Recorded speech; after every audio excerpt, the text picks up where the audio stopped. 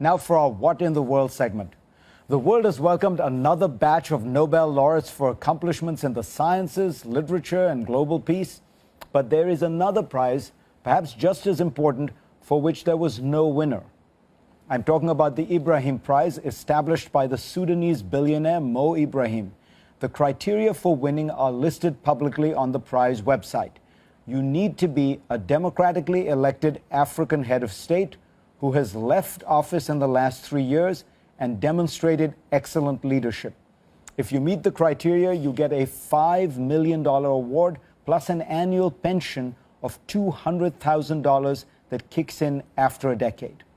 The point, of course, is to provide a financial incentive for African leaders to shun corruption.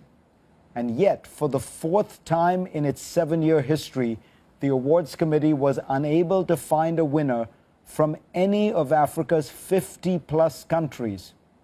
Bravo to the Ibrahim Prize for holding high standards, even if that means no grand ceremony.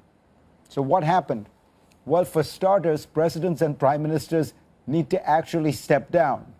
Africa's leaders are locked in a marathon to see who can reign longest. The leaders of Equatorial Guinea and Angola have been in power for 34 years. Zimbabwe and Cameroon have had the same men in charge for 33 and 30 years, respectively.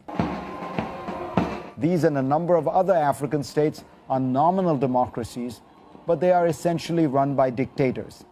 Elections, if they're held at all, tend to be a sham, pockmarked by intimidation, fraud, and violence.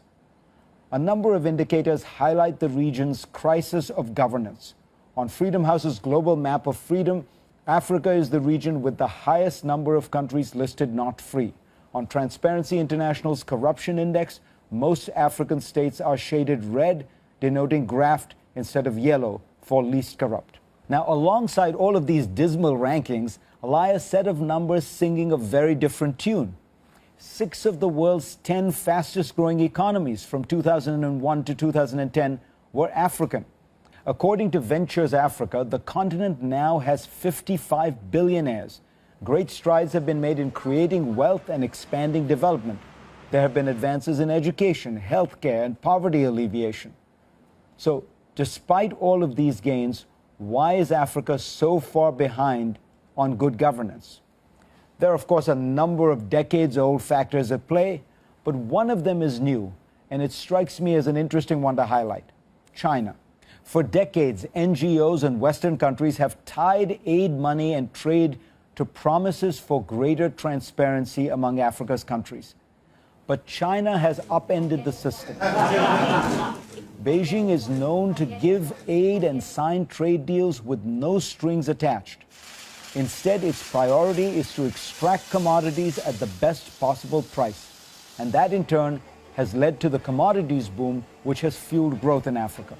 According to a New York University study, trade between China and Africa has risen from $10 billion in 2000 to $166 billion in 2011, a 16-fold increase.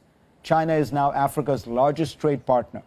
And as I reported last week, China's total aid budget has surged as well, from $1.7 billion in 2001 to more than $189 billion in 2011. A substantial chunk of that aid goes to Africa. In the short term, Africa's leaders may rejoice at having struck a good deal. They no longer need to listen to Western criticism because China and other countries like Brazil and India are willing to trade no strings attached.